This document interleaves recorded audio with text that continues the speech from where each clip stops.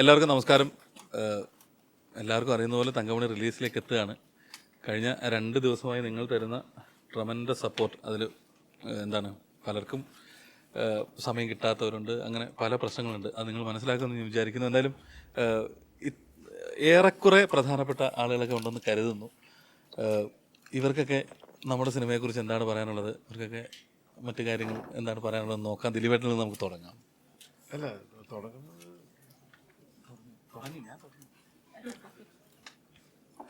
എല്ലാവർക്കും നമസ്കാരം. നമ്മൾ ഇടയ്ക്കിടയ്ക്ക് ഇങ്ങനെ കണ്ടുകൊണ്ടിരിക്കുന്നുണ്ട് ഓരോരോ സിനിമകളൊക്കെ ആയിട്ട്. നിങ്ങൾ എങ്ങനത്തെ സിനിമകളാണ് എന്നുള്ളത് ജനമധ്യത്തിലേക്ക് എത്തിക്കുന്ന ആളുകളാണ്. വലിയ സന്തോഷം.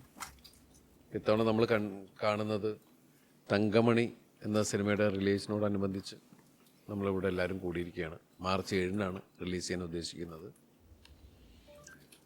1986 സംഭവിച്ച തങ്കമണി സംഭവം കേരള സമൂഹത്തെ ഞെട്ടിച്ച ഒരു സംഭവം തന്നെയാണ്.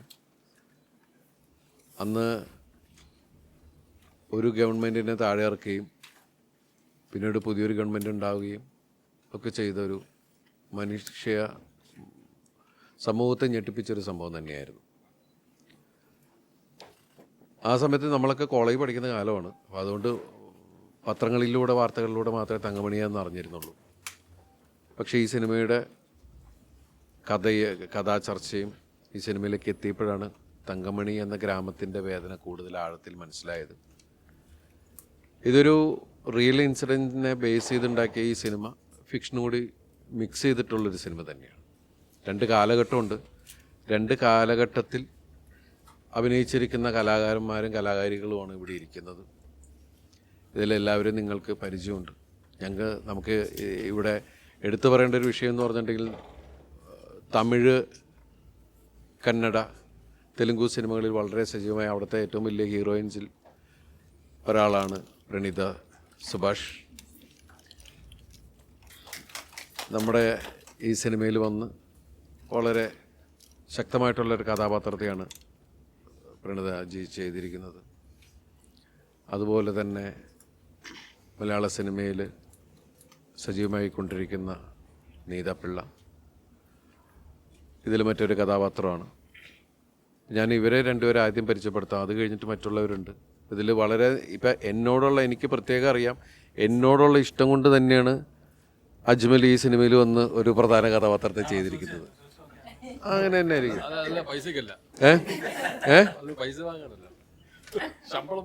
പൈസ ഒന്നും മൈൻഡ് ചെയ്യുന്നില്ല. വല്ലതുണ്ടോ എന്ന് ചോദിച്ചിട്ട്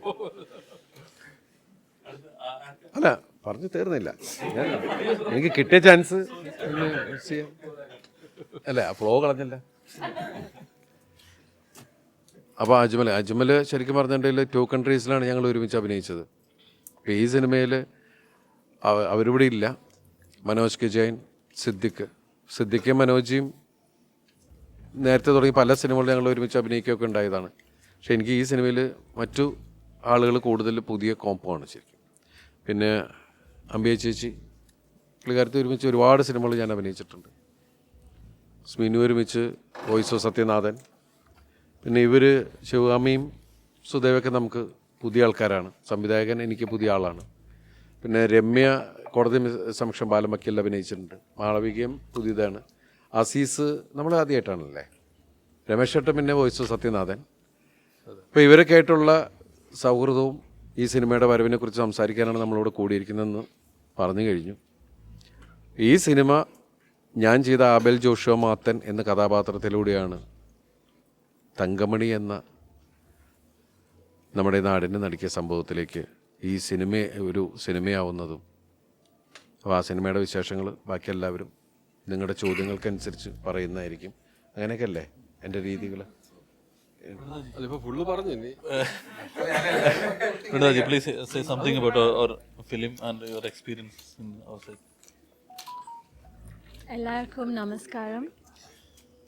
Very, very happy to be here in the Malayalam industry and for my debut Malayalam movie where Dilip sir is starring. I think it's amazing, and the entire team Ratish sir and producer Garu. Everyone's really taken very good care of me. And when I first came to this set, A, I didn't know Malayalam, and B, even the role was very new to me because it's a cop role, and this is the first time I was donning a khaki. And I really wanted to thank the entire team for putting in that effort, because by the last day, I think they could also envision that cop in me. So I really enjoyed the entire experience, and I'm really looking forward to the movie, and I hope you all love it. Thank you. Azeez bhai എന്താ പറയാനുള്ളത്?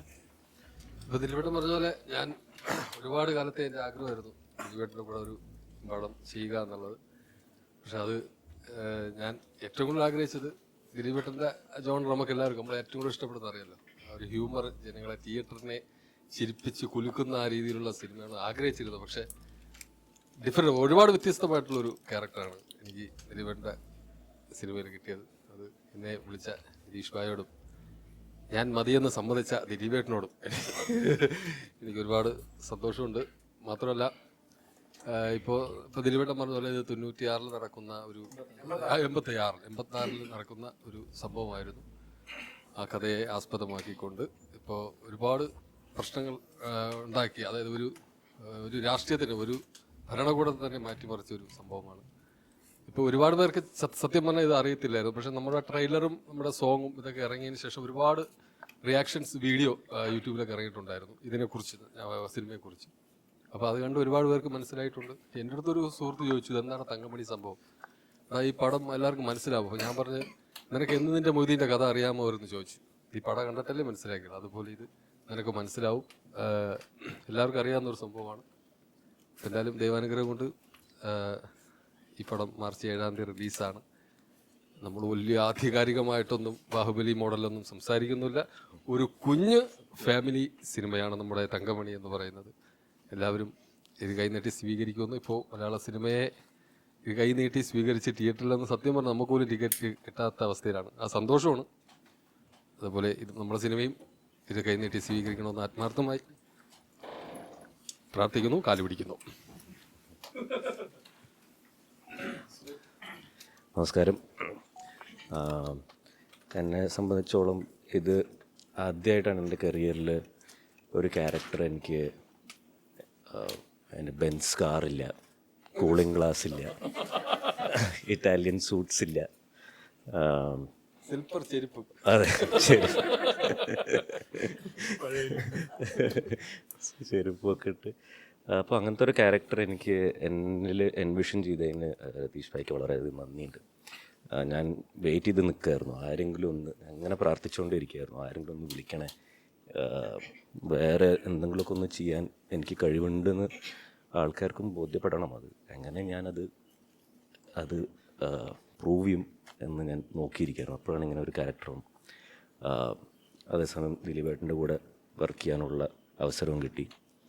അപ്പോൾ അതൊക്കെ എനിക്ക് ഈ ഒരു ചിത്രത്തിൻ്റെ ഭാഗമാവുക എന്ന് പറഞ്ഞാൽ വലിയൊരു ഭാഗ്യമാണ്, വലിയൊരു കൾച്ചറലി സിഗ്നിഫിക്കൻ്റ് ആയിട്ടുള്ള മൊമെൻ്റാണ്. അപ്പോൾ അതും ഈ സിനിമയിലോടുകൂടി ഓഡിയൻസിന് വളരെയധികം വാല്യൂ നൽകും. അപ്പോൾ എല്ലാവരും തീർച്ചയായും തിയേറ്ററിൽ പോയി കാണുക. ഇതുപോലത്തെ സിനിമകൾ ഇനിയും വരട്ടെ.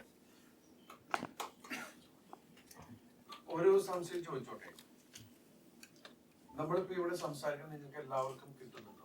ഓഡിയോ ഈ മൈക്കിൽ ഇങ്ങനെ സംസാരിച്ചാൽ മതി, കുഴപ്പമില്ലല്ലേ? നാളെ കിട്ടില്ല.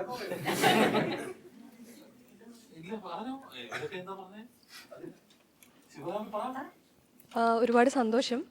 ഞാനിതിലൊരു ചെറിയൊരു ക്യാരക്ടർ ചെയ്തിട്ടുണ്ട്. അതെ, പ്രധാനമുള്ളതാണ്. കുറച്ച് ദിവസം ഷൂട്ട് ഉണ്ടായിരുന്നുള്ളൂ.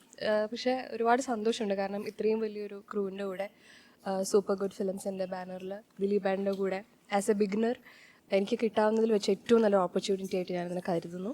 എനിക്ക് സാറിനോടാണ് താങ്ക്സ് പറയാനുള്ളത്. സാറാണ് എന്നെ ആദ്യം വിളിക്കുന്നത്. എൻ്റെ ഒരു പടം കണ്ടിട്ട് സാറ് ഡയറക്റ്റ് വിളിക്കുകയായിരുന്നു. ഒരുപാട് സന്തോഷം, ഒരുപാട് പ്രതീക്ഷയോടെ വെയിറ്റ് ചെയ്യാണ് റിലീസിന് വേണ്ടിയിട്ട്. എല്ലാവരും കാണണം പടം. എനിക്കും പറയാനുള്ളത്, ഞാൻ ഇപ്പോൾ ദിലീപ് പറഞ്ഞ പോലെ ഞാൻ ദിലീപിൻ്റെ അമ്മയായിട്ടും അമ്മായിമ്മയൊക്കെ ആയിട്ടും ഒരുപാട് പടങ്ങൾ ചെയ്തിട്ടുണ്ട്. ഇത് അതിൽ നിന്ന് വ്യത്യസ്തമായിട്ട് എല്ലാമായിട്ടൊരു ഞാൻ ചെയ്യുന്നൊരു പടമാണ്. പിന്നെ ആ തങ്കമണിയിൽ എന്നെ സംബന്ധിച്ചിടത്തോളം എനിക്ക് ചെറിയ കഥാപാത്രമാണെങ്കിലും ശക്തമായൊരു കഥാപാത്രമാണ്. അത് ധൈര്യപൂർവ്വം എനിക്ക് തന്ന ഡയറക്ടറോട് ഒരുപാട് നന്ദിയുണ്ട്, ഒരുപാട് സന്തോഷമുണ്ട്. എനിക്ക് നിങ്ങളോട് പറയാനുള്ളത്, ഈ പടം നിങ്ങളെല്ലാവരും കാണണം. നിങ്ങൾ തരുന്ന പ്രോത്സാഹനവും സ്നേഹവും അനുഗ്രഹവും ഒക്കെയാണ് എന്നും ഞങ്ങളെപ്പോലെയുള്ള കലാകാരന്മാരുടെ വിജയത്തിന് പിന്നിൽ. തുടർന്നും അതുണ്ടാകണമെന്നുള്ളൊരു പ്രാർത്ഥന മാത്രമേ എനിക്കുള്ളൂ. എല്ലാവർക്കും നമസ്കാരം. ഞാൻ ദിലീപേട്ടൻ്റെ കൂടെ രണ്ടാമത്തെ മൂവിയാണ് വോയിസ് ഓഫ് സത്യനാഥ് കഴിഞ്ഞ് തങ്കമണി.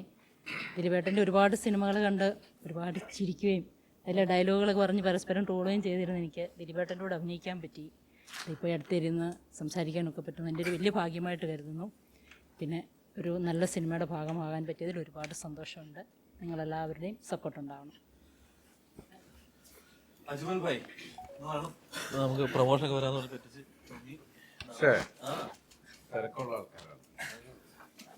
ദിലീപേട്ടനോടുള്ള ഇഷ്ടം തന്നെയാണ് തങ്കമണി അഭിനയിക്കാനുള്ള പ്രധാന കാരണം. ദിലീപേട്ടനോടുള്ള മൂന്നാമത്തെ സിനിമയാണത്. ആദ്യത്തെ സിനിമ അരികെ, പിന്നെ 2 കൺട്രീസ്, പിന്നെ ഇപ്പോൾ തങ്കമണി. അരികയിലും 2 കൺട്രീസിലും ദിലീപേട്ടൻ സ്നേഹിച്ച് റെഡിയാക്കി സെറ്റ് ചെയ്ത് കല്യാണം കഴിക്കുന്ന പെൺകുട്ടിയിൽ അടിച്ചുകൊണ്ട് പോലാണ് എൻ്റെ പരിപാടി. ആദ്യ സിനിമയിൽ സമ്പർദാ സുനിലിനെ അരികയിലും മറ്റേ ഇഷാ ഗോപികറിനെ 2 കൺട്രീസിലും എനിക്ക് കിട്ടി. പ്രേക്ഷകരും ദിലീപേട്ടൻ്റെ ക്യാരക്ടറും എങ്ങനെയെങ്കിലും തലേന്ന് പോണേന്നുള്ള സമയത്താണ് ഞാൻ ദിലീപേട്ടനെ രക്ഷിക്കണത്. അതുകൊണ്ട് തന്നെ പ്രേക്ഷകർക്ക് തന്നെ ഇഷ്ടമാണ്. ഈ സിനിമയിൽ പ്രണീതയാണ് എൻ്റെ പേര്, പക്ഷേ ഏറ്റവും കൂടുതൽ കോമ്പിനേഷൻ പ്രണീതയ്ക്ക് ദിലീപേട്ടനായിട്ടാണ് ഉള്ളത്. 2 കാലഘട്ടത്തിലാണ് ഈ സിനിമ പറയുന്നത് തന്നെ. ദിലീപേട്ടനും ഞാനുമായിട്ടുള്ള സീക്വൻസുകൾ ദിലീപേട്ടൻ ഒരു വയസ്സായ കഥാപാത്രം ചെയ്തത്.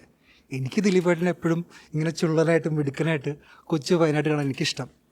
എന്തായാലും രതീഷേട്ടനൊക്കെ സിനിമ തുടങ്ങിയപ്പോൾ ആദ്യത്തെ 15 ദിവസം പനിച്ച് തുള്ളി കിടന്നിട്ടും രാവിലെ മുതൽ രാത്രി വരെ ഒരുപാട് കഷ്ടപ്പെട്ടിട്ട് മേക്ക് ചെയ്ത സിനിമയാണിത്. എടുത്തു പറയേണ്ട മറ്റൊരാൾ ഇതിൻ്റെ ടെക്നീഷ്യൻ മനോജ് സാറ്. അതേപോലെ ഒരുപാട് ആൾക്കാർ ഇതിൻ്റെ പുറകിലുണ്ട്, ഒരുപാട് കഷ്ടപ്പെട്ട്.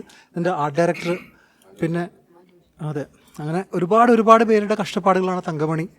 ഒരുപാട് കഷ്ടപ്പെട്ട് ഒരുപാട് ഫൈറ്റിന് ശേഷമാണ് ഞങ്ങൾ തങ്കമണി റിലീസ് ചെയ്യുന്നത്. തീർച്ചയായിട്ടും എല്ലാവരും വരണം, ഞങ്ങളെല്ലാവരും സപ്പോർട്ട് ചെയ്യണം. ഒരുപാട് വലിയ ആർട്ടിസ്റ്റുകൾ ഈ സിനിമയിലുണ്ട്. Thank you so much. Namaskaram. First and foremost, thank you for all your time and for having us here. Yes.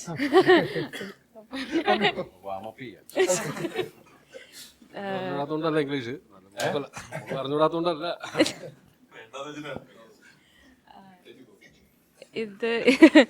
ഇതെൻ്റെ 4ാമത്തെ ഫിലിമാണ്. സന്തോഷം മാത്രമേ ഉള്ളൂ to be a part of this team. അതിന് പ്രൊഡ്യൂസേഴ്സിനോടും പിന്നെ രതീഷ് സാറിനോടും മൊത്തം ഫുൾ ടീമിനോടും ഐ എം വെരി ഗ്രേറ്റ്ഫുൾ. പിന്നെ ഇവരുടെ കൂടെയൊക്കെ വർക്ക് ചെയ്യാൻ പറ്റിയതും മിക്കവരായിട്ടും പറഞ്ഞ പോലെ 2 പീരീഡിലാണ് ഈ ഫിലിം.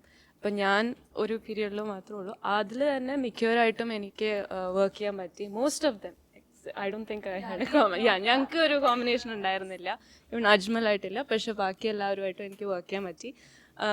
അതും നല്ലൊരു എക്സ്പീരിയൻസ് ആയിരുന്നു. പിന്നെ പറഞ്ഞ പോലെ മാർച്ച് 7th റിലീസാണ്. എല്ലാവരും തിയേറ്ററിൽ പോയി കാണണം. പിന്നെ എൻ്റെ ക്യാരക്ടറിനെ കുറിച്ച് പറയാനാണെങ്കിൽ, ഞാൻ ഇത്രയും കാലം ചെയ്തതെന്ന് ഒരു പോളാർ ഓപ്പോസിറ്റ് ഒരു ക്യാരക്ടറാണിത്. വളരെ ടിമിഡ്, ഒതുങ്ങിയ ഒരു ക്യാരക്ടറാണ്. അത് ചെയ്യാൻ ശ്രമിച്ചിട്ടുണ്ട്. I hope you like it. എന്തായാലും എല്ലാവരും തിയേറ്ററിൽ പോയി കാണുക, സപ്പോർട്ട് ചെയ്യുക. Thank you. നമസ്കാരം. എനിക്ക് ഈ സിനിമയിൽ അഭിനയിക്കാൻ കഴിഞ്ഞതിൽ വളരെയധികം സന്തോഷമുണ്ട്, ഭാഗ്യമാണ്. കാരണം കഥയില്ലേ, കഥ എല്ലാവർക്കും അറിയാവുന്നതാണ്. കഥ വർഷങ്ങൾക്ക് മുമ്പ് എല്ലാവർക്കും അറിയാവുന്നതല്ല. അറിയാത്ത 1-2 പേര് ഒരു പാവം.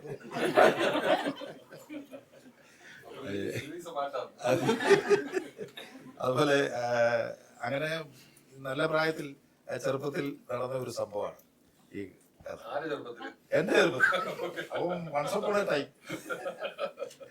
അപ്പൊ അന്ന് ഈ സിനിമ, ഈ കഥ, ഇങ്ങനെ സംഭവങ്ങൾ ഓരോ ദിവസവും പത്രങ്ങളിലൂടെയും ഒക്കെ നമ്മൾ അറിയുമ്പോൾ മനസ്സിലുണ്ടായ ഒരുപാട് വിചാരങ്ങളും മറ്റ് അവസ്ഥകളും ഉണ്ടായിരുന്നു. ഈ സിനിമയിൽ അഭിനയിക്കാൻ വന്നു കഴിഞ്ഞപ്പോൾ സ്വാഭാവികമായിട്ട് അതിനെക്കുറിച്ചുള്ള ഒരു ക്യൂരിയോസിറ്റി ആയിരുന്നു നമ്മുടെ മനസ്സിലുണ്ടായിരുന്നത്. ഡയറക്ടർ ഓരോ കാര്യങ്ങളും പറയുമ്പം അതിനപ്പുറത്തേക്ക് ഉള്ള ഒരു കാഴ്ചപ്പാട് ഇതിൻ്റെ പിന്നിലുണ്ട് എന്നുള്ളത് എനിക്കന്ന് ബോധ്യമായി. കാരണം മനുഷ്യന്റെ മനസ്സിൽ, അന്നത്തെ ആളുകളുടെ മനസ്സിൽ എത്താത്ത ഒരുപാട് കാര്യങ്ങൾ ഈ സിനിമയിലുണ്ടായിരുന്നു. കാരണം അന്ന് മീഡിയകളിലൂടെ കിട്ടുന്ന ആ അറിവ് മാത്രമേ അന്ന് ഈ തങ്കമണിക്ക് പുറത്തുള്ള അല്ലെ കട്ടപ്പന ഏരിയയ്ക്ക് പുറത്തുള്ള ആളുകൾക്ക് അറിയാമായിരുന്നു. പക്ഷേ അതിലൊക്കെ ഒരുപാട് സംഭവങ്ങൾ അന്ന് ആ ഏരിയയിലുണ്ടായിരുന്ന, അതായത് ഇത് അനുഭവിച്ച ആളുകളുടെ മനസ്സിലും അവരുടെ വീടുകൾക്കുള്ളിലും ഒക്കെ ഒതുങ്ങിപ്പോയ ഒരുപാട് ദയനീയമായ അല്ലെങ്കിൽ വികാര നിർഭരമായ ഒരുപാട് സന്ദർഭങ്ങളും കാര്യങ്ങളും ഉണ്ടായിരുന്നു എന്ന് ഈ സിനിമയിലൂടെ കാണുമ്പോൾ നിങ്ങൾക്ക് മനസ്സിലാകും. എനിക്ക് അതിനെക്കുറിച്ച് ഒരു ഏകദേശ രൂപം കിട്ടിയതുകൊണ്ടാണ് ഞാൻ അങ്ങനെ പറയുന്നത്.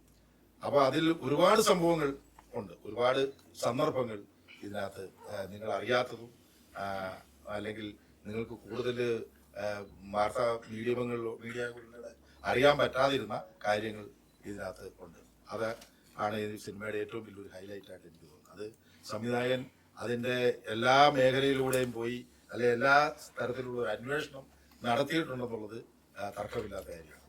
അപ്പോൾ ഈ സിനിമ നിങ്ങൾക്ക് വളരെയധികം ഒരു പൂർവ്വചരിത്രത്തിൻ്റെ ഒരു വെളിപാട് തന്നെ, അല്ലെങ്കിൽ ഒരു വഴി തന്നെ നിങ്ങൾക്ക് കാട്ടിത്തരുമെന്നുള്ളതാണ് എനിക്ക് ഈ സിനിമയെക്കുറിച്ച് പറയാൻ.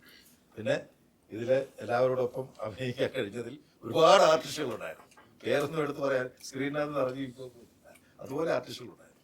അപ്പം അത്രയും ഒരു വലിയ ആർട്ടിസ്റ്റുകളുടെ ഒരു ബാഹുല്യത്തിനകത്ത് ഒരു ആർട്ടിസ്റ്റായിട്ട് വരാൻ കഴിഞ്ഞതിൽ വളരെയധികം ഭാഗ്യമുണ്ട്. അതിന് ഇതിൻ്റെ പ്രൊഡ്യൂസറോടും അതുപോലെ ഡയറക്ടറോടും ബാക്കിയുള്ള എല്ലാ എൻ്റെ സഹപ്രവർത്തകരായ ആർട്ടിസ്റ്റുകളോടും ഒക്കെ നന്ദി പറയുന്നു. നമസ്കാരം. എൻ്റെ പ്രൊഡ്യൂസർ എൻ്റെ ഒരു പയ്യനാണ്, അതുകൊണ്ട് ഒരു കോ പ്രൊഡ്യൂസർ സുജിത്ത് എൻ്റെ ഒരു പയ്യനൂടെയാണ്. അതിൽ വളരെയധികം ഒരു ആത്മാർത്ഥത ഇപ്പം ഈ അല്ലാത്തതിനോട് ഇല്ല എന്നുള്ളതല്ല, അത് പ്രത്യേകിച്ച് ഒരു അടുപ്പം ഒരു ഇതുകൂടെ ഉണ്ടായിരുന്നു എന്നുള്ളതാണ് ഈ സിനിമയ്ക്കുള്ള മറ്റൊരു പ്രത്യേകത. അദ്ദേഹത്തിന് വേറെ 3-4 പടങ്ങളിൽ ഞാൻ അഭിനയിച്ചിട്ടുണ്ട്. എന്നിരുന്നാലും ഇതൊരു എഫർട്ട് കൂടിയ ഒരു സിനിമയാണ്, ഒരുപാട് ഇത് ഉണ്ടായിരുന്ന സിനിമയാണ്. ഏതായാലും ഇത് സക്സസ് ആകും എന്നുള്ള പൂർണ്ണ വിശ്വാസത്തോടു കൂടി അതിന് നിങ്ങളുടെ സഹായമാണ് ഞങ്ങൾക്ക് ആവശ്യം. പൂർണ്ണമായിട്ടും നിങ്ങൾ എല്ലാവരും ഈ സിനിമ തിയേറ്ററിൽ വന്ന് കാണണം, കണ്ടിട്ട് നിങ്ങളുടെ വിലയേറിയ അഭിപ്രായങ്ങൾ രേഖപ്പെടുത്തണം എന്നും വിനീതമായി ഞാൻ അഭ്യർത്ഥിക്കുകയാണ്. ഒരു നടനുള്ള രീതിയിൽ, ഒരു കലാകാരനുള്ള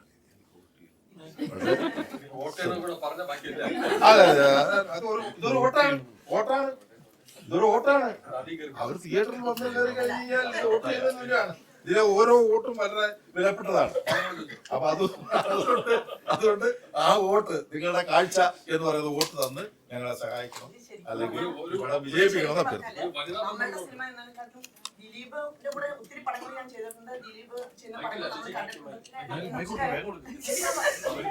അല്ല, ഇത് ശരിക്കും പറഞ്ഞാൽ ദിലീപിൻ്റെ പടം കൂടിയാണ്, അങ്ങനെ പറയണം. കാരണം ഞാൻ ദിലീപിൻ്റെ കൂടെ ഒത്തിരി പടങ്ങൾ ചെയ്തിട്ടുണ്ട്, നമ്മൾ ഒത്തിരി പടങ്ങൾ കണ്ടിട്ടുണ്ട്. പക്ഷേ ഇതിൽ ഓരോ സീൻ ചെയ്തും ഞാനൊരു സീൻ കണ്ടിട്ട് ഞാൻ സത്യം പറഞ്ഞാൽ കരഞ്ഞു പോയി. കാരണം ആ സീനിനെ കുറിച്ച് ഞാൻ പറയുന്നില്ല, പക്ഷെ അതുകൊണ്ട് എല്ലാവരും പോയി കാണണം.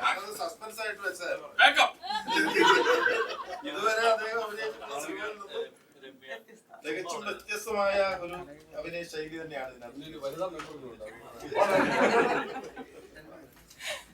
എല്ലാവർക്കും നമസ്കാരം. ഒരു വലിയൊരു ആഗ്രഹം ഏകദേശം സഫലീകരിച്ച ഒരു മോഡിൽ എത്തിക്കഴിഞ്ഞു. എന്നിട്ട് ഇവിടെ ഇരിക്കുന്ന ഒരു സന്തോഷത്തിലാണ് ആക്ച്വലി. കാരണം അത് നടത്തി തന്ന ദിലീപ് ഏട്ടനും പ്രതീഷ് ഏട്ടനും സുജിത്ത് ഏട്ടനും ഒരുപാട് സന്തോഷം. Thank you so much. കാരണം കുറച്ച് കാലമായിട്ട് ആഗ്രഹിക്കുന്ന ഒരു കാര്യമാണ് നല്ലൊരു ക്യാരക്ടർ ചെയ്യുക, നല്ലൊരു ക്യാരക്ടർ പ്രസൻറ്റ് ചെയ്യുക എന്നുള്ളത്. അതെനിക്ക് തോന്നുന്നു അത് തങ്കമണിയിലൂടെയാണ് ഇപ്പോൾ ആ ഒരു ആഗ്രഹം നടക്കുന്നത്. അപ്പോൾ രതീഷ് ഏട്ടൻ ആണ് ആദ്യം എടുത്ത് പറയേണ്ടത്. കാരണം അദ്ദേഹം ഇവിടെ ഇരിക്കുന്ന എല്ലാവർക്കും ഓരോരുത്തർക്കും ഒരു സീനിന് മുമ്പ് അതിങ്ങനെ ആ സ്റ്റോറി ഫുൾ ഇൻജെക്ട് ചെയ്ത് കൊടുത്തിട്ടാണ് വിടുക. അപ്പോൾ നമുക്ക് ആ ഒരു സെറ്റിൽ ആരെ കണ്ടാലും ദിലീപേട്ടനെ കണ്ടു കഴിഞ്ഞാൽ തങ്കമണിയിലെ അവിടുത്തെ ആളാണ്. ഇപ്പോൾ നീര ചേച്ചിയുടെ ക്യാരക്ടർ ആണെങ്കിൽ അതേപോലെ രതീഷ് ഏട്ടനും സ്ക്രിപ്റ്റും ഡയറക്ഷനും ആണെങ്കിൽ കൂടെ നമ്മൾ അവിടെ ആരോ ആയിട്ട് അദ്ദേഹം ഈ പറഞ്ഞ പോലെ ദിലീപേട്ടൻ പറഞ്ഞു 3 മാസത്തോളം അവിടെ ഉണ്ടായി, അതിനെപ്പറ്റി എല്ലാം അറിഞ്ഞിട്ട് ചെയ്ത ഒരു മൂവിയാണ്. അപ്പോൾ അത് നമുക്ക് ആളുടെ കണ്ണിലൂടെ ശരിക്കും കാണാം. അപ്പോൾ അങ്ങനെ ഒരു മൂവി എനിക്ക് ഞാൻ അതിൽ ഭാഗമാകാൻ പറ്റിയതിൽ എനിക്ക് ഒരുപാട് സന്തോഷമുണ്ട്. ആൻഡ് ഇത് റിലീസായിട്ട് നിങ്ങൾക്ക് എല്ലാവർക്കും ഇഷ്ടപ്പെടും എന്നുള്ളൊരു വിശ്വാസമുണ്ട്. അപ്പോൾ തീർച്ചയായിട്ടും സപ്പോർട്ട് ചെയ്യുക, പ്രാർത്ഥിക്കുക, കൂടെ ഉണ്ടാവുക. Thank you. എല്ലാവർക്കും നമസ്കാരം.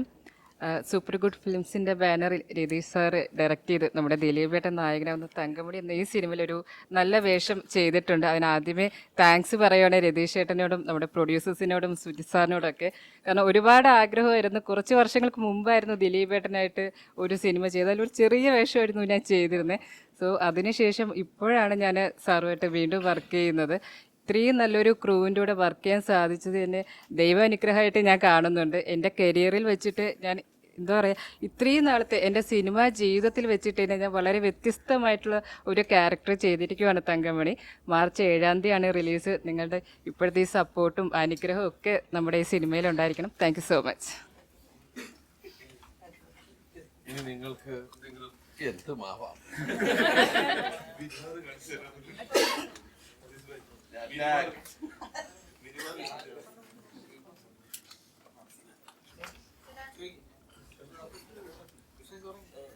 ഡയറക്ടറോടാണ്, ഈ ഹൈപ്പ് കുറയ്ക്കാൻ വേണ്ടി മാക്സിമം ശ്രമിക്കുന്നുണ്ടോ?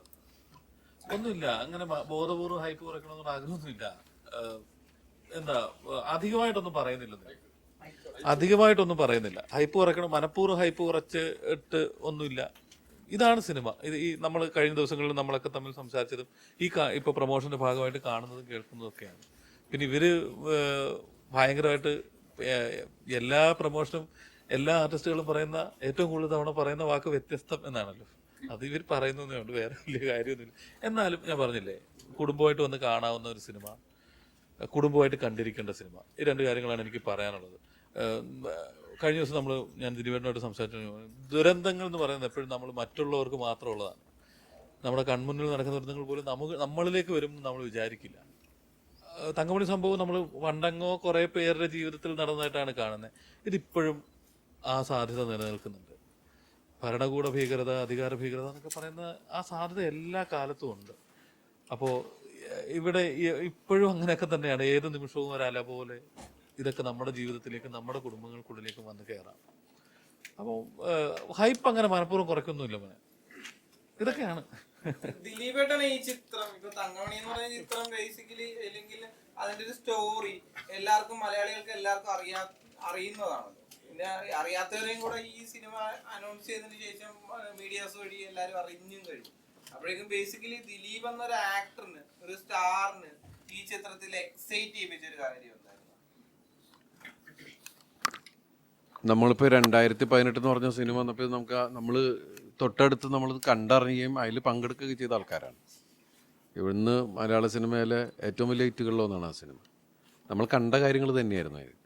പക്ഷെ അത് എങ്ങനെ റിക്രിയേറ്റ് ചെയ്തിരിക്കുന്നു, അതിൽ പുതിയതായിട്ട് എന്താണ് ഉള്ളതെന്ന് അറിയാനുള്ള ജിജ്ഞാസ തന്നെയാണ് നമ്മളെല്ലാവരും ആ സിനിമ കാണാൻ പ്രേരിപ്പിച്ചത്. എന്ന് പറയുന്ന പോലെ തന്നെ നമുക്കറിയാവുന്ന റിയൽ ഇൻസിഡൻസ് ഇപ്പോൾ ഒരുപാട്, ലാസ്റ്റ് മഞ്ഞുമൽ ബോയ്സ് വരെ ഉള്ളതിൽ വന്നപ്പോൾ നമ്മൾ ആ സിനിമ കാണാൻ എന്തുകൊണ്ട് ആ സിനിമ സക്സസ്ഫുൾ ആവുന്നു, നമ്മളെല്ലാവരും കൂടി അത് നമുക്കറിയാവുന്നതാണ്. നമ്മൾ 18 വർഷം മുമ്പ് നമ്മളിത് അറിഞ്ഞതാണ്. നമുക്ക് ഒരുവിധ ആൾക്കാർക്കൊക്കെ അറിയാം. നമ്മൾ നെറ്റിൽ അടിച്ചു നോക്കിയാൽ കഴിഞ്ഞാൽ ആ കാര്യങ്ങളൊക്കെ അറിയാം. പക്ഷെ നമ്മൾ എന്തുകൊണ്ട് അത് കാണാൻ പോകുന്നു, എന്താണ് ഇവർ ചെയ്തു വെച്ചേക്കണേ എന്നുള്ളത് അറിയാനുള്ള ജിജ്ഞാസയുണ്ട്. അതുപോലെ പക്ഷേ ഈ സിനിമയിൽ നമ്മൾ പറഞ്ഞല്ലോ, നമ്മൾ റിയാലിറ്റിയും ഫിക്ഷനും കൂടി മിക്സ് ചെയ്തിട്ടാണ് ഈ സിനിമ ചെയ്തിരിക്കുന്നത്. ഇതിലെന്താ ചെയ്തിരിക്കുന്നത് നിങ്ങൾക്ക് ഇപ്പോഴും അറിയില്ല. അതുകൊണ്ട് തന്നെയാണ് ഒരാൾ കേസ് കൊടുത്തതൊക്കെ. അദ്ദേഹത്തിന് അത് അറിയാൻ പാടില്ലാത്തതുകൊണ്ടാണ് അത് കോടതിയിൽ എത്തിക്കുകയും കോടതി അത് സെൻസർ ബോർഡ് കാണട്ടെ എന്ന് തീരുമാനിക്കുകയും സെൻസർ ബോർഡ് കണ്ടപ്പോഴാണ് തങ്കമണി എന്നുള്ള പേര് ആ സിനിമയ്ക്ക് യോജ്യമാണ്, അത് മാറ്റുകയും വേണ്ട, അതങ്ങനെ തന്നെ ഇരിക്കട്ടെ. നമ്മൾ ഈ സിനിമ തങ്കമണി എന്ന് പറയുന്ന ഗ്രാമത്തിന്, എന്ന് വെച്ചാൽ കേരളത്തിലെ നമ്മുടെ അടുത്തുള്ള ഒരു ഗ്രാമത്തിലെ ജനങ്ങളെന്ന് പറഞ്ഞാൽ നമ്മളെല്ലാവരും മനുഷ്യരാണ്. ആ സ്ഥലത്ത് വന്ന ഒരു സങ്കടം അത് നമ്മൾ ലോകത്തിൻ്റെ മുമ്പിലേക്ക് എടുത്തുയർത്തുകയും നമ്മൾ ഈ സിനിമ ആ ഗ്രാമത്തിന് ഡെഡിക്കേറ്റ് ചെയ്യുന്ന ഒരു സിനിമ തന്നെയാണ് ശരിക്കും പറഞ്ഞാൽ. അപ്പോൾ ഈ സിനിമയിൽ നമ്മൾ പുതിയതായിട്ട് എന്തൊക്കെ ചെയ്തിട്ടുണ്ട്, അല്ലെങ്കിൽ അന്നും കാണാതെ കിടന്ന എന്തൊക്കെ സാധനങ്ങൾ നമ്മൾ പൊക്കിക്കൊണ്ടുവരാൻ ശ്രമിച്ചിട്ടുണ്ട് എന്നുള്ള കാര്യങ്ങൾ, എന്താണ് അവിടെ നടന്നത്, ആര് കാരണമാണ്, എന്താണ്, അങ്ങനെ കുറേ കാര്യങ്ങളുണ്ട്. അപ്പോൾ അത് മൊത്തം കാര്യങ്ങൾ എന്തായാലും നിങ്ങൾ അടിക്കുന്ന ഗൂഗിളിൽ ഉണ്ടാവില്ല. നമ്മുടെ ഈ സിനിമയിൽ എങ്ങനെയാണ് പ്രവർത്തിച്ചേക്കുന്നത്, അല്ലെങ്കിൽ ഇതിൻ്റെ സംവിധായകൻ എന്താണ് എഴുതി വെച്ചിരിക്കുന്നത്, എന്താണ് ചിത്രീകരിച്ചിരിക്കുന്നത് നിങ്ങൾക്ക് ഒരിക്കലും അറിയില്ല. അപ്പോൾ ആ ജിജ്ഞാസ എന്ന് പറയുന്ന സാധനം തന്നെയാണ്, അത് മനുഷ്യന് നമുക്ക് എല്ലാവർക്കും ഉള്ളതാണ്. ഏത് സിനിമ വരുമ്പോഴും ഈ സിനിമയിൽ എന്താണ് നമുക്കറിയാവുന്ന കാര്യങ്ങൾ തന്നെയാണ് നമ്മൾ അതിൻ്റെ പുറകെ പോകുന്നുണ്ട്. ശരിയല്ലേ? അപ്പോൾ ആ ഒരു പ്രതീക്ഷ. അപ്പം നമ്മൾ ഈ സിനിമ ഭയങ്കര അങ്ങനെയാണ് ഇങ്ങനെയാണെന്നൊന്നും ഒരു അവകാശവാദങ്ങളും നമ്മൾ പറയുന്നില്ല. നിങ്ങൾ കാണുക, ഇത് നമ്മൾ ഉണ്ടായ സംഭവമാണ്, പക്ഷെ അതിൽ കുറച്ച് കാര്യങ്ങൾ നമ്മൾ ആഡഡ് ആണ്. അപ്പോൾ അത് നിങ്ങൾ കാണുക, അതേ നമ്മൾ പറയുന്നുള്ളൂ. ദിലീപേട്ടൻ ഓടുന്ന സിനിമകളൊക്കെ തിയേറ്ററിൽ നന്നായിട്ട് ഓടാറുണ്ട്. ഇപ്പൊ ക്രേസി ഗോപാലനിൽ ഓടുന്നു, സ്പീഡിൽ ഓടുന്നു, തിളക്കത്തിൽ കൊണ്ടുവരിച്ച് ഓടുന്നു. അപ്പോ ഇതിന് ആദ്യം ഷൂട്ട് ചെയ്ത ഒരു ഓട്ടമാണല്ലോ, റബ്ബർ കാട്ടിലൂടെ 200 മീറ്റർ ഓട്ടമാണല്ലോ. അപ്പൊ ഈ സ്വയം ഒരു ജഡ്ജ്മെന്റിൽ ഈ പടത്തിൽ ഓടാനുള്ളതുണ്ട്, അങ്ങനെ ഒരു ഡിസ്കഷൻ ഉണ്ടായിരുന്നു? അല്ല, ഒരു സിനിമയ്ക്ക് ഞാൻ ഓടിയതുകൊണ്ടൊരു സിനിമ ഓടുന്നു എന്ന് പറയുന്നതിനോട് എനിക്ക് വല്ലാത്തൊരു ഏത് ഇൻസ്റ്റിറ്റ്യൂട്ടാ അതല്ല, അത് ആ കണ്ടന്റ്, ആ സ്റ്റോറി എന്താവശ്യപ്പെടുന്നു എന്നുള്ളതിനെ ബേസ് ചെയ്താണ്. പിന്നെ ഈ കഥയിൽ ചില സ്ഥലത്ത് നിന്ന് നമ്മൾ പറഞ്ഞിട്ട് ഓടേണ്ട അവസ്ഥകളുണ്ട്. അപ്പോൾ ഓടിയില്ലെങ്കിൽ അവിടെ നിന്ന് കഴിഞ്ഞാൽ അടിയുടെ പെരുന്നാളെന്ന് പറയുന്ന പല അവസ്ഥകളിൽ നമ്മൾ ചിലപ്പോൾ ഓടിയെന്നിരിക്കും. പ്രൊഡ്യൂസർ ഓടാതിരിക്കുക, പ്രൊഡ്യൂസർ ഡയറക്ടറെ ഓടിക്കാതിരിക്കുക, ഈ 2 കാര്യങ്ങളാണ് കാര്യം. രാവിലെ തന്നെ നിങ്ങളിങ്ങനെ ഒന്നും പറയരുത്, എല്ലാ പടത്തിലും എന്നിട്ട് ഓടിക്കും, അങ്ങനെ ഇയാൾ ഓടുന്ന സിനിമയല്ല ഓടുന്ന സിനിമയാണെന്നൊക്കെ പറഞ്ഞിട്ട് അങ്ങനെയൊന്നും പറയരുത്. അത് ആ സിനിമ ആവശ്യപ്പെടുന്ന ഓട്ടോ നമ്മൾ ഓടുന്നുള്ളൂ, ഏത് കഥയും. നമ്മൾ സീരിയസ് ആയിട്ടൊരു സിനിമ ചെയ്തിട്ട് ഇവിടെ നമുക്ക് എല്ലാവർക്കും വേണ്ടത് മനസ്സമാധാനമാണല്ലോ ബേസിക്കലി മനുഷ്യന്മാർക്ക്. പടം കാണുമ്പോൾ നമുക്ക് കിട്ടിയിരുന്നത് മനസ്സമാധാനമാണ്. ഇവിടെ ഈയിടെയായിട്ട് ചെയ്യുന്നൊക്കെ കത്തിക്കുത്ത് വെടിയുണ്ട ബോംബ് പോലത്തെ അങ്ങനെയൊന്നും പറയരുത്. നമ്മൾ ഇതിന് ഇപ്പൊ ബാന്ദ്രയ്ക്ക് തൊട്ട് മുമ്പ് വന്നത് കേശു വീടിന്റെ വോയിസ് ഓഫ് സത്യനാഥൻ, അത് നിങ്ങൾക്ക് സമാധാനം സന്തോഷമൊക്കെ ഇടയ്ക്ക് തന്നതല്ലേ. അടുത്തത് പവി വരുന്നുണ്ട്, ഇതിന് ഒരു സമാധാനക്കേടുമില്ല, അങ്ങനെയൊന്നുമില്ല. എന്നിട്ട് ഇതില് ഒരു മാസ് അങ്ങനത്തെ സിനിമയല്ല ഇത് മനുഷ്യ ജീവിതമായിട്ട് ഏറ്റവും അടുത്ത് ബന്ധമുള്ള, നമുക്ക് എല്ലാവർക്കും കുടുംബമുള്ളതല്ലേ. അപ്പോൾ കുടുംബമുള്ള എല്ലാവരും കാണേണ്ട ഒരു സിനിമ എന്നുള്ളതാണ് അതാ നേരത്തെ പറഞ്ഞത്. ഏത് നിമിഷത്തിൽ എന്താണ് നമ്മുടെ മുമ്പിലേക്ക് കയറി വരുന്നതെന്ന് പറയാൻ പറ്റില്ല. നമ്മളൊരു രാത്രിയിൽ ഉറങ്ങാൻ കിടക്കുമ്പോൾ നമ്മൾ സ്വപ്നത്തിൽ വിചാരിക്കാത്ത കാര്യങ്ങളാണ് ഒരു രാത്രിയിൽ നടക്കുന്നത്. അപ്പോൾ അത് പല ആൾക്കാരുടെ ജീവിതത്തിലും പല കാര്യങ്ങൾ നടക്കുന്നുണ്ട്. അത് പിന്നീട് അങ്ങോട്ട് നമ്മുടെ ജീവിതത്തിൽ തുടർന്ന് നമ്മളെ വേട്ടയാടുന്നു എന്ന് പറയുന്ന ഒരുപാട് വിഷയങ്ങളുണ്ട്. നമ്മൾ മനസ്സാവച്ച് അറിയാത്ത കാര്യങ്ങളൊക്കെ ആയിരിക്കും. അപ്പം ഇത് എവിടേക്ക് എന്തൊക്കെ എപ്പോഴാണ് വന്നതെന്നൊന്നും പറയാൻ പറ്റൂല. അതുപോലെ എല്ലാവർക്കും അറിയാവുന്ന ഒരു ഇൻസിഡൻ്റാണ്. പക്ഷേ ഇത് ഈ തങ്കമണി എന്ന് പറഞ്ഞ സിനിമയുടെ അനൗൺസ്മെൻറ്റ് മറ്റുള്ള കാര്യങ്ങളും ചർച്ച വന്നപ്പോഴാണ് പല ആൾക്കാരും അത് പോയി തങ്കമണി എന്താ നോക്കിയത്. അല്ലേ? ശരിയല്ലേ? അങ്ങനെയാണ് നമുക്ക് പൂർണ്ണമായിട്ട്. പക്ഷെ അത് പൂർണ്ണമായിട്ട് എന്താണെന്നുള്ളത് ഈ സിനിമയിലൂടെ നമ്മൾ പറയുന്നുണ്ട്. ഈ 80s നടക്കുന്ന ഒരു സ്റ്റോറിയാണല്ലോ. അപ്പം ഒരു സിനിമാറ്റിക് എക്സ്പീരിയൻസ് നൽകാൻ വേണ്ടി ആ കാലഘട്ടത്തിലേക്ക് പോയപ്പോൾ എങ്ങനെയുണ്ടായിരുന്നു? തീർച്ചയായിട്ടും അവർ ഈ കട്ടപ്പനയിലെ ഈ തങ്കമണി എന്ന് പറഞ്ഞ സ്ഥലം നമ്മൾ ഒരു 3-3.5 ഏക്കർ സ്ഥലത്ത് ശരിക്കും പറഞ്ഞാൽ ടൗൺഷിപ്പ് അതിനോട് മാച്ച് ചെയ്ത് നമ്മൾ സെറ്റ് റീക്രിയേറ്റ് ചെയ്തിട്ടുണ്ട്.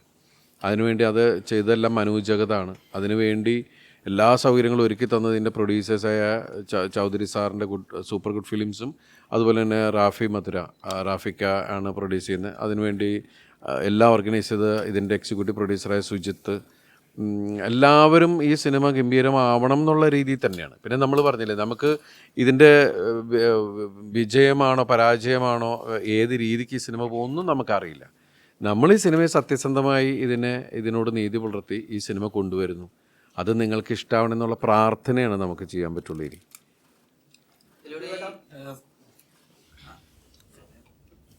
ചോദിച്ചോ. എപ്പോഴെങ്കിലും ഈ സിനിമ സ്ക്രിപ്റ്റ് കേൾക്കുമ്പോഴോ അല്ലെങ്കിൽ ഈ സിനിമ ഷൂട്ടിംഗ് നടന്നുകൊണ്ടിരിക്കുമ്പോൾ എപ്പോഴെങ്കിലും ഒരു തോട്ട് ഉണ്ടായിട്ടുണ്ടോ, ഇത് ഈ സിനിമ റിലീസായതിനു ശേഷം ഇത് എങ്ങനെയെങ്കിലും കോൺട്രവേഴ്സി ആവോ, അങ്ങനെ ഒരു ചിന്ത പോയിട്ടുണ്ടോ?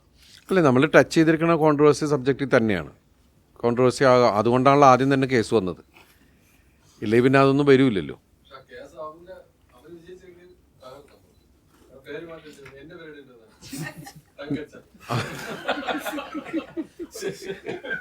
വളരെ സീരിയസ് ആയിട്ടൊരു ചോദ്യം പോയി പോക്കട്ടോ. അപ്പൊ അതെ, നമുക്കേ താഴെ പോണ്ടേ? നമുക്ക് താഴെ പോണ്ടെന്നല്ല, നമുക്ക് എന്താണ് ഓഡിയോ റിലീസിന് പോണ്ടേന്ന്. 6:30 വെച്ചിരുന്നതാണ്. അപ്പൊ നിർത്താം നമുക്ക്. അല്ലല്ല, വേറെ എന്തെങ്കിലും ചോദ്യം ഉണ്ടോ? അവർ ഇത്രയും പേര് എല്ലാവരും കൂടി വന്നതല്ലേ. ഓ,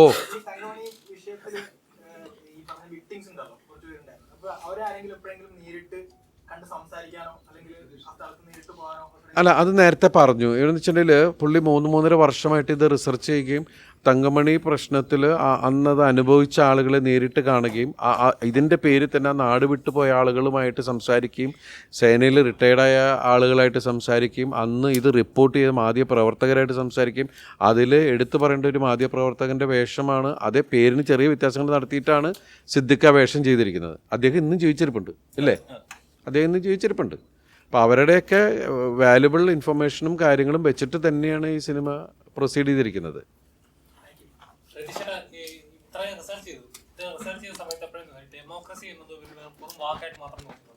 എല്ലായ്പ്പോഴും അങ്ങനെയാണല്ലോ. അത് തങ്കമണി സംഭവത്തെ അധികരിച്ച് മാത്രമല്ലല്ലോ നമ്മളത് ചർച്ച ചെയ്യണത്. അതൊരു വേറൊരു ഡിബേറ്റാണ് ഈ പറഞ്ഞ ഡെമോക്രസി എന്ന് പറയുന്നത്. എല്ലാ കാലത്തും ഈ പറഞ്ഞ വാക്ക് ഏതെങ്കിലുമൊക്കെ താല്പര്യങ്ങളുടെ അടിസ്ഥാനത്തിലുള്ള ബ്രാക്കറ്റിനുള്ളിൽ നിൽക്കുന്നതാണ്. അതൊരു തങ്കമണി സംഭവം വെച്ച് നമുക്ക് ഡിബേറ്റ് ചെയ്യാൻ പറ്റുന്ന, അത് വെച്ച് മാത്രം ഡിബേറ്റ് ചെയ്യാൻ പറ്റുന്നതേ അല്ല. നമുക്ക് ഡെമോക്രസി എന്ന വാക്ക് നമ്മൾ ജീവിക്കുന്ന ഈ ഇന്ത്യ എന്ന് പറയുന്ന അല്ലെങ്കിൽ അങ്ങനെയൊക്കെ ഉള്ളിടത്തേക്ക് ആദ്യം ഉപയോഗിച്ച് തുടങ്ങിയപ്പോൾ മുതലേ അത് താല്പര്യങ്ങളുടെ അടിസ്ഥാനത്തിലാണ്. അതൊരു വലിയ വിഷയമാണ്, ഞാൻ അതിലേക്ക് പോകുന്നില്ല. എല്ലാ കാലത്തും അത് നമ്മുടെ ഡെമോക്രസിയെ നിയന്ത്രിക്കാനായി ചുമതലപ്പെടുത്തുന്നവർ അവരവരുടെ താല്പര്യങ്ങൾക്കനുസരിച്ച് അത് കൈകാര്യം ചെയ്തിട്ടുള്ളൂ. അത് തങ്കമണി വെച്ച് മാത്രം ഡിബേറ്റ് ചെയ്യേണ്ട ഒരു വിഷയമാണെന്ന് ഞാൻ വിചാരിക്കുന്നില്ല. Something huge. അത് എല്ലായ്പ്പോഴും അങ്ങനെയാണ്, താല്പര്യങ്ങളുടെ അടിസ്ഥാനത്തിലാണ്. അപ്പോൾ ഡെമോക്രസി എന്ന് പറയുന്നത് പിന്നെന്താണെന്ന് ചോദിച്ചാൽ ഈ നിലയിലൊന്ന് ആലോചിച്ച് നോക്കൂ. താല്പര്യങ്ങളുടെ അടിസ്ഥാനത്തിൽ ആണോ അത് വർക്ക് ചെയ്യേണ്ടത്, ഡെമോക്രസി വർക്ക് ചെയ്യേണ്ടത്? അങ്ങനെയല്ല. പിന്നെ എന്താണ് എനിക്ക് പറയാനുള്ള ഈ തങ്കമണി സംഭവത്തെക്കുറിച്ച് പറയാനുള്ള കാര്യം, തങ്കമണി സിനിമയാകുമ്പോൾ നമ്മളെല്ലാവരും പല ഇൻ്റർവ്യൂവിലും പറഞ്ഞതാണ്. എങ്കിലും ഞാൻ ഒരിക്കൽ കൂടി പറയുകയാണ്. ഒരുപാട് ലേയേഴ്സുള്ള, ഒരുപാട് സോഷ്യോ പൊളിറ്റിക്കൽ എക്സ്റ്റൻഷൻസ് ഉള്ള ഒരു സംഭവമാണിത്. ഞാനിത് സിനിമയാക്കാൻ തീരുമാനിക്കുമ്പോൾ, നമ്മൾ സിനിമയാക്കാൻ തിരഞ്ഞെടുക്കുമ്പോൾ ആ സംഭവം എങ്ങനെ പോർട്രേറ്റ് ചെയ്യണം, ആ സംഭവത്തിൻ്റെ എന്ത് തിരഞ്ഞെടുക്കണമെന്ന ഒരു സ്വാതന്ത്ര്യം നമുക്കുണ്ടല്ലോ ആസ് എ ക്രിയേറ്റർ. ആ സ്വാതന്ത്ര്യം ഞാൻ ഇതിലെടുത്തിട്ടുണ്ട്. തങ്കമണി സംഭവത്തിൻ്റെ കോർ അത് മാത്രമാണ് നമ്മൾ ഈ സിനിമയിൽ ഉപയോഗിക്കുന്നത്. അതിനപ്പുറത്തേക്ക് പിന്നീട് ഈ സംഭവം പലതരത്തിൽ സോഷ്യോ പൊളിറ്റിക്കലി ഉപയോഗിച്ചിട്ടുണ്ട്. നിങ്ങൾക്കൊക്കെ അറിയാമായിരിക്കും. അത് പൊളിറ്റിക്കലി വലിയ ടഗ് ഓഫ് വാറുകൾക്ക് വഴിവെക്കുന്നു. പിന്നീട് വരുന്ന തെരഞ്ഞെടുപ്പിൻ്റെ ഏറ്റവും വലിയ ഇലക്ഷൻ ക്യാമ്പയിൻ ടൂളായി ഈ തങ്കമണി സംഭവം മാറുന്നു. അതിനും ശേഷം ഒരുപാട് കാര്യങ്ങൾ നടക്കുന്നു. അങ്ങനെ ഒരുപാട് ലേയേഴ്സുള്ള, ഒരുപാട് എക്സ്റ്റൻഷൻസ് ഉള്ള ഒരു വലിയ സംഭവമാണിത്. പക്ഷേ ഹ്യൂമൻ ഇമോഷൻ എന്ന് പറയുന്ന ഒരു സംഗതിയെ മാത്രമാണ് ഞാൻ പരിഗണിച്ചിട്ടുള്ളത്. അതുകൊണ്ട് തന്നെ തുടക്കം ആദ്യ സീൻ മുതൽ അവസാന സീൻ വരെ തങ്കമണി സംഭവം നിറഞ്ഞു നിൽക്കുന്ന ഒരു സിനിമയായിരിക്കില്ല ഇത്. മറിച്ച് ഇതിലെ കേന്ദ്ര കഥാപാത്രമായ ആബേൽ ജോഷുവ മാത്തൻ എന്ന ചെറുപ്പക്കാരൻ്റെ ജീവിതവും അയാളുടെ കുടുംബവും അയാളുടെ ജീവിത പരിസരവുമാണ് നമ്മൾ പറയുന്നത്. ആ ജീവിത പരിസരം എന്ന് പറയുന്നത് തങ്കമണിയാണ്. അപ്പോൾ ഹ്യൂമൻ ഇമോഷൻസിനെ, മാനുഷികമായ വികാരങ്ങളെ മാത്രം കോൺസെൻട്രേറ്റ് ചെയ്യുന്ന തങ്കമണി ഇഷ്യൂവിലെ കോറായിട്ടുള്ള ആ സംഗതിയെ മാത്രമാണ് നമ്മൾ എടുത്തിരിക്കുന്നത്. അപ്പോൾ നേരത്തെ പറഞ്ഞതുപോലെ ഒരു അതിരടി പടമൊന്നും അല്ല, മാസ്, അടി, വെടി, റോക്കറ്റ് ലോഞ്ചർ അങ്ങനെയുള്ള പരിപാടികളൊന്നും നമുക്കില്ല. പറഞ്ഞില്ലേ, തങ്കമണി സംഭവം സിനിമയാകുമ്പോൾ ഇങ്ങനെ ആയിരിക്കുമെന്ന കാഴ്ചപ്പാടോടെ വരാതിരിക്കാൻ ശ്രമിക്കുക. ആ യൂട്യൂബ് വീഡിയോയിൽ കാണുന്ന, ഒരു പരിധിവരെ വിക്കിപീഡിയയിൽ പോലും കാണുന്ന, അല്ലെങ്കിൽ മറ്റ് പലതിലും കാണുന്നതൊന്നും അല്ല നമ്മുടെ സിനിമയിലുള്ളത്. അപ്പോൾ നമുക്ക് താഴെ ഓഡിയോ ലോഞ്ചിന് കാണാം. എല്ലാവർക്കും സന്തോഷം, എല്ലാവർക്കും നന്ദി. വളരെ സന്തോഷമുണ്ട്. നിങ്ങൾ ഒരുപാട് സപ്പോർട്ട് ചെയ്തു, ഒരുപാട് നിങ്ങൾ അഡ്ജസ്റ്റ് ചെയ്തു, ഒക്കെ അറിയാം. അതിനിടയിൽ കൂടെ ഞങ്ങൾക്കൊക്കെ ഈ വയസ്സായെന്ന് മനസ്സിലായത് CID മൂസ ഇറങ്ങിയിട്ട് 21 വർഷമായെന്ന് മനസ്സിലായപ്പോഴാണ്. എനിക്ക് വയസ്സായിട്ടില്ല. എനിക്ക് CID മൂസ 2 അപ്പോൾ വരും. പുറകെ വരും താമസിയാതെ. ഈ ഓഡിയോ ലോഞ്ച് കഴിഞ്ഞോട്ടെ.